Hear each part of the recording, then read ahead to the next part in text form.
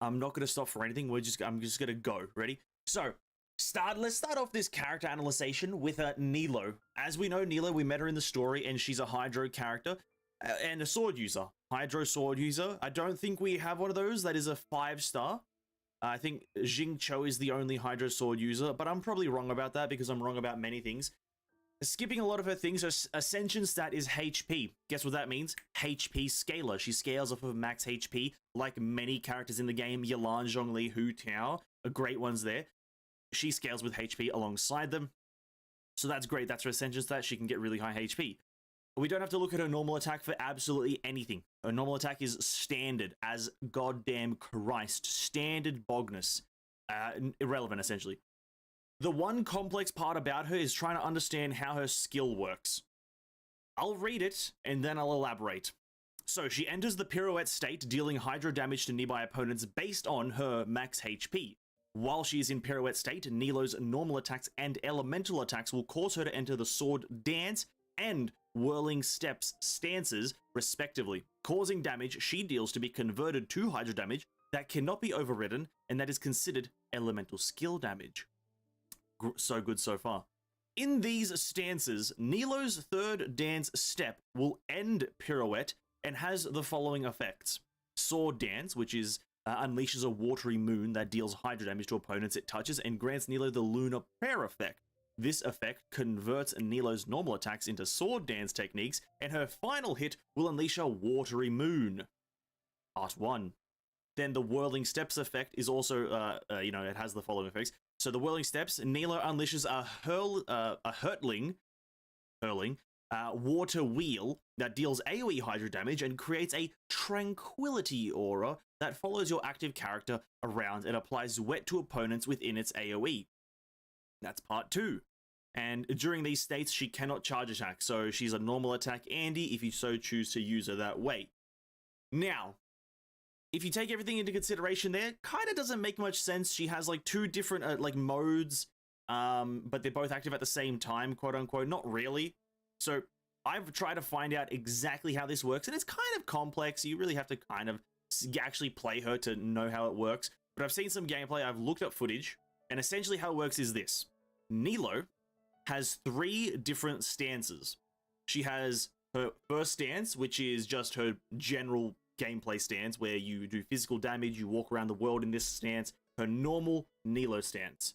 Then she has sword dance stance, which is her, just second, I'll get into what each one does after. She has sword dance, and that can be activated by pressing by pressing E. And then whirling steps, which is her third stance, which is activated by pressing E after you pressed E the first time. So it's like Tartaglia, but with an extra E, right? That's how it essentially is. But that whole thing has a duration, not a maximum limit, and it just has a duration. So once the duration is of 10 seconds, rather, once that's done, it's done. Okay, now to go into kind of these 3 stances. Her first stance, physical damage attacks. That's all it is.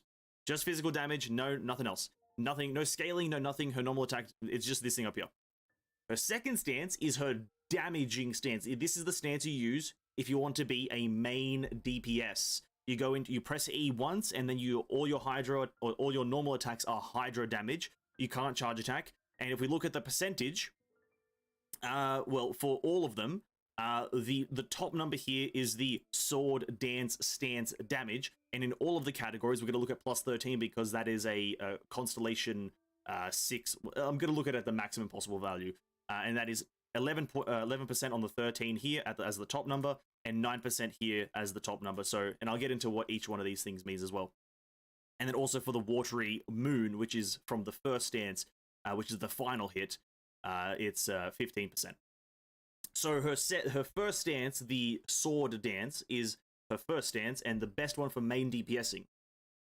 For her third stance, fucking stances. For her third stance, whirling steps.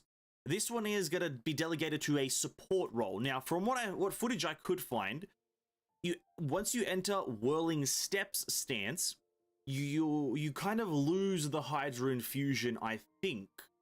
don't quote me on this. Don't quote me on the Hydro infusion loss. But from what I could see, you lose the Hydro infusion, but the thing that you do get is that Tranquility Aura, which is constant wet application in an AoE around you, and it's quite a decent AoE. It's bigger than Barbara's AoE, so she's kind of this Tranquility stance plays into something that she has a bit later down in one of her passives, and that's that. Now, as for what the step 1 and step 2 means, okay. So, fuck me, this is such a long explanation. Okay, step 1 is essentially the first time that you press her E, you are doing step 1's damage. Then these first 3 attacks that you do are based around the step 1 damage that we see. So the first 3 attacks that you do will be essentially 9.6%, 9.6%, and then the last hit will be I believe it should be always 15.23, right? Then once you've done those first initial 3, once you've gotten a small buff thing that applies, she has like a little tracker above her head. Once that you do those first 3 hits, then your normal attack will be buffed to step 2, and you'll be doing 10.93 per hit, and then still consistently the 15.23 every single time. So it's an unnecessary thing, in my honest opinion. It's a weird step to have. I don't necessarily understand it, but it's there. You just kind of do your first 3 hits, they're weaker, and then you'll set all the rest of the hits that you can land in her thing, in the duration that is, with a duration of about 10 seconds, or rather 10, 8, and 12 seconds. It's a clusterfuck of time, really. Not everything has the same duration because you can get all the buffs at different times.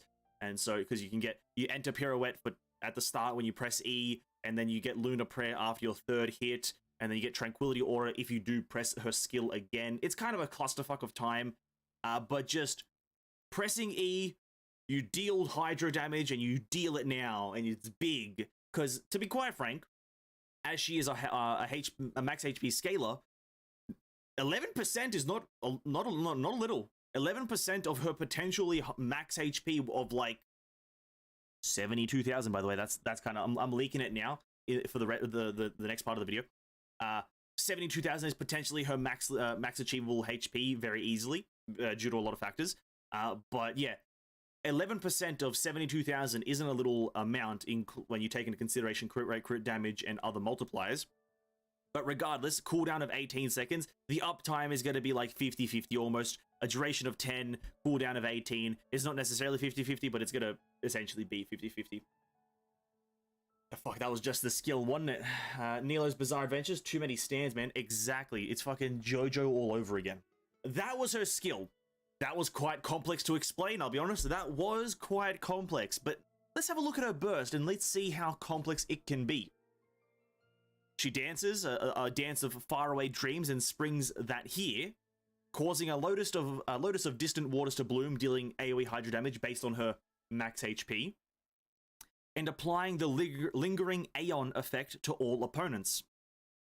And then lingering Aeon will deal a Hydro damage after a delay, essentially. So you deal the massive instant damage first, it applies the debuff, and then after a few seconds, another massive hit of damage comes out. Very complex skill, kind of convoluted skill to explain. Burst is essentially just press the button and you fucking kill shit. As for the scaling, it's pretty good, 52% on the first hit and then 63 on the second hit, so you're gonna wanna use it all the time. It's fucking good. 63% of 72,000 is a lot. It's at least like 30k. It's at least 30k, maybe 40k. Energy cost 70, it's not too high, it's not the highest in the game, but it's decent. And then 18-second cooldown, it's okay, it's fine. You're not going to use this all the time, but it is what it is. Her burst, very simple. It's an AoE around her as well, I don't think it says here. Yeah, it does actually say AoE damage, but it is a full AoE around her, so you can be in the middle of bumfuck nowhere and still hit every enemy. That's that. Most of the complex shit is out of the way. We've still got a bit more to go. Onto her passives, which is... Okay, it's her first passive, that's the only complex thing, let's be real here.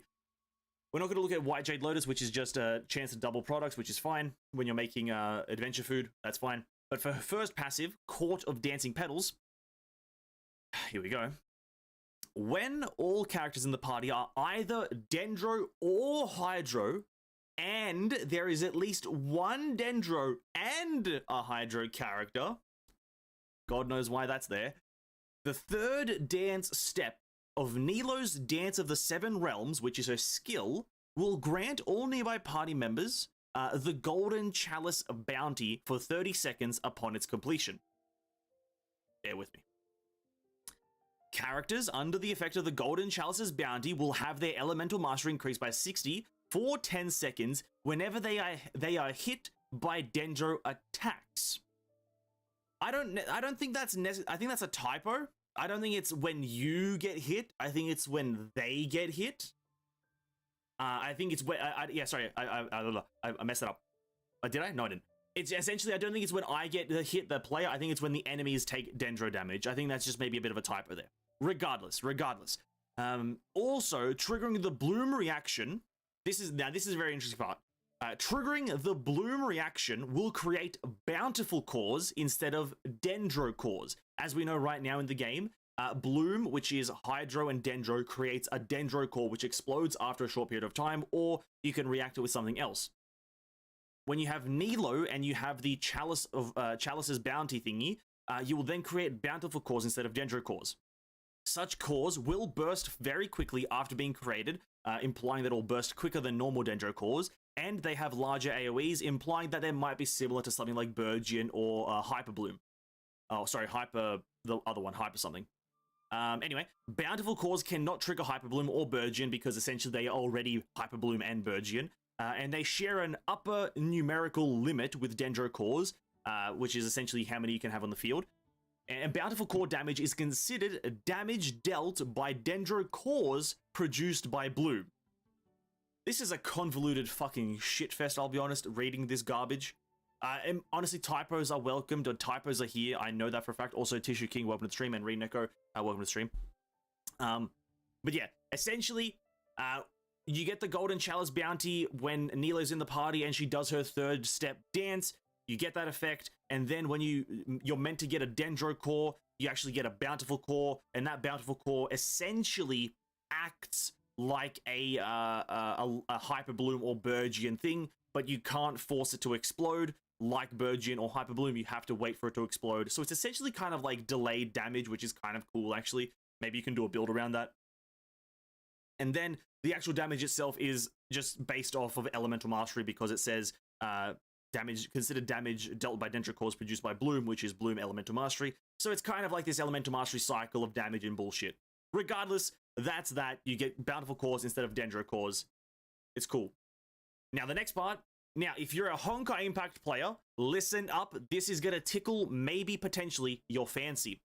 This is one of the things that I think Genshin is kind of, getting inspiration from in Honkai, and maybe other gacha games, or maybe other games in general, but it's a thing that's in Honkai. So, Dreamy Dance of Aeons, with her second passive, each 1,000 points of Nilou's max HP above 30,000 will cause the damage dealt by Bountiful Cores, the thing that's created by the Golden Chalice's bounty, to increase by 7%. The maximum increase in Bountiful Core damage is 300%. You may be wondering, how much fucking HP do I need to fucking get the maximum 300%? Well, the mathematical equation is simple. 42, or rather not 42. How do you get the 42? 300 divided by 7, you get 42. And then we do a 42 times 7, and you get 294. That is like theoretically the amount that you need. And then you need 42,000. That is 42 intervals of 1,000. So you need 42,000 above 30,000. So what is that? 42 plus 30. That equals 72,000 HP to get the maximum damage bonus from her second passive. Is that going to be possible? Maybe. Maybe. There's a lot of stuff that she can get HP from, so we'll have to wait and see. But yeah, to get the maximum amount of damage from her second passive, 72,000 HP on this character, which is why I use the 72,000 HP like margin for a lot of her other abilities, because, well, you know, we're just going to take the most optimal build into consideration because that's fun. Now that we're done with her kind of static things that you always have, you know, you have a skill, burst, and passives, you always have those. Well, not everyone's going to have constellations, but maybe some people want to get some constellations because, you know, hey, constellations are good, right? Or you might want to actually invest in this fucking character. You might want to. There's a very potential that she might break a lot of metas here. So, C1, nothing too extravagant. Dance of the Seven Realms or her elemental skill will be enhanced as follows. Watery Moon damage is increased by 65%, and the Tranquility Aura's duration is extended by 6%. Oh, sorry, 6 seconds. What that means is essentially her Watery Moon, which is her, which is the last attack of her Sword Dance stance, which is her first but technically second stance. Don't worry. That the last hit of that damage is increased by 65%, and you can essentially look at it 65% of 15% of your total max HP, which is quite a substantial increase. But that's that. It's a raw damage increase, regardless, doesn't matter. Second constellation, after characters affected by the Golden Chalice's bounty deal Hydro damage to opponents, that opponent's Hydro resistance is decreased by 35% for 10 seconds. Essentially, if you do Hydro Dendro, this is going to be a god tier team. Because after this, after a Bloom reaction deals damage to opponents, their Dendro res is decreased by 35%. Essentially, Hydro, Dendro, C2, Nilou, you do a fuck ton of damage. You get Hydro and Dendro shred constantly. Because you just are doing well, Bloom rather is for the Dendro, and then just Hydro damage is for the Hydro. And you'll be doing blooms because that's the only fucking reaction, or sorry, that's the only reaction that can happen in your party, because you're running. If you're running Nilou, you're gonna run Hydro Dendro. That's essentially what I'm summing this up to. She's not really gonna. She's gonna work with other things, or maybe by herself, but not as strong as she would if you had C2 and Dendro Hydro. Anyway, digressing. C4. After the third dance step of Dance of the Seven Realms, Pirouette hits opponents, which is her skill, obviously. Nilou will gain 15 elemental energy and damage from her Dance of the Lotus, Distant Dreams, Listening Spring will be increased by 50% for 8 seconds. That is her burst damage. So essentially, use her skill, hit 3 times, and then use her burst, and her burst will have a 50% damage increase. Very straightforward. Very, very straightforward. It's just a flat 50%. You're gonna just it's for 8 seconds, so you do want to use it immediately after. Technically, you kind of could probably min-max it and do like 2 sets of 3 or 3 sets of 3, and then on the last hit of the essentially on the 9th normal hit, you do your burst. You probably could min-max it like that. Just use it whenever the fuck you want. Do 3 hits and then press burst. It's simple. Now, the reason that she might become the most broken character out of all of the 5 stars at C6. Is because C6, for every 1,000 points of max HP, not above, but of, Nilou's crit rate and crit damage will be increased by 0.6% and 1.2% respectively. The maximum increase to crit rate and crit damage is 30 and 60 respectively. So essentially, max HP gives you crit rate and crit damage. You don't really need to focus too much on either. As we know, her base stats are what? Well, every character has 5% crit rate, so you just funnel crit. You don't really have to funnel too much crit rate because you'll be at a perpetual 35. So you just need a bit here and there. And then her crit damage will be, well, it's a flat 50, so you'll be at 110 constantly. If you have C6. Obviously, C6, not everyone's going to have C6. Let's get that out of the way. But we're looking at her maximum potential. And so 30% and obviously we could do the maths. What is that? 1,000 points. How many points would you need to go up to 60? 1,000, blah, blah, blah. How do I do the maths? I fucking know how to do the maths. Hold up. Let me do some maths here. Maths, what is it? 0.6%, 0.6 times 72,000, which is the amount that we want to get. That is not correct. I closed the calculator. God damn it. God damn it, dude. Fucking 72,000 times 0.07, no, 0.06, whoops. 0.06. That's also not wrong. I don't know how to do maths. Yeah, I don't know how to do maths, but just funnel HP into her if you do have a C6. Just do that. It's crazy. It's a pretty crazy C6 because it's 30% crit rate, 30% crit damage. You don't have to focus on it. Like, then you put on hypothetically, you put on a crit damage helmet, and then you put on, and that crit damage helmet just happens to, let's say, have 15% crit rate in it just by RNG. well, you just sorted all of your crit rate and crit damage needs, right? You're sitting at a solid 170 crit damage. You're sitting at a solid 55 to 65 crit rate. That's through just one artifact and C6. Now, obviously, C6 is not fucking optimal. Obviously, let's be fucking real. People are probably just going to get fucking C0 because it's just a dancer lady that looks very attractive. But hey, it is what it is. That's Nilou.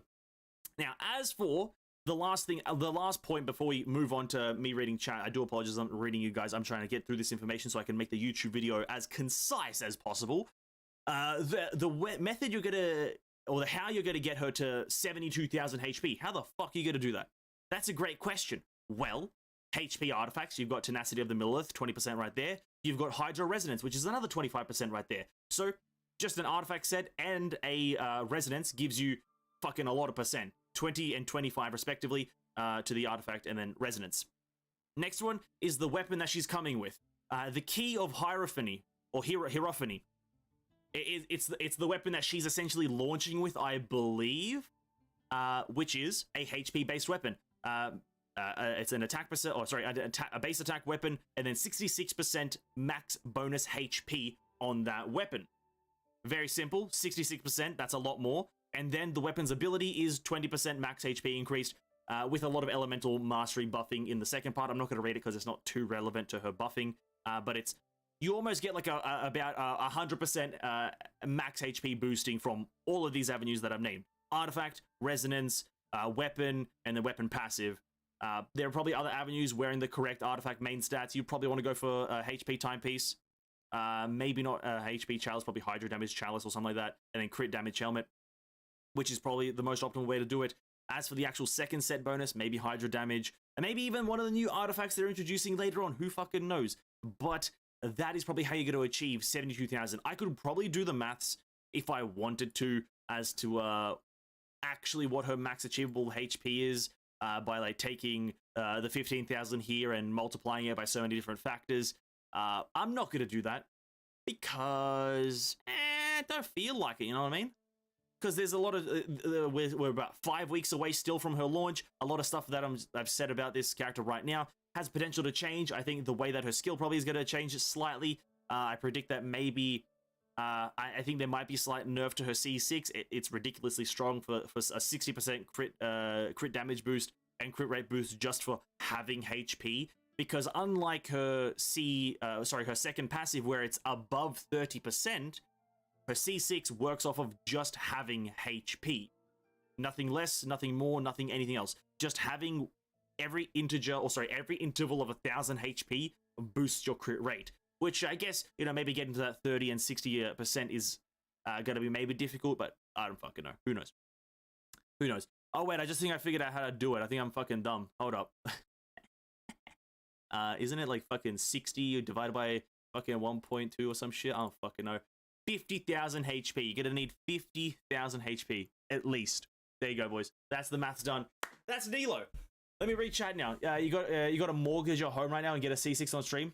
Fuck, I'm doing it right now. I'm selling my kidney to get 50,000, or maybe how much is a kidney worth? Like $200,000, maybe $1 million. I'll sell my kidney to get C6 Nilou right now.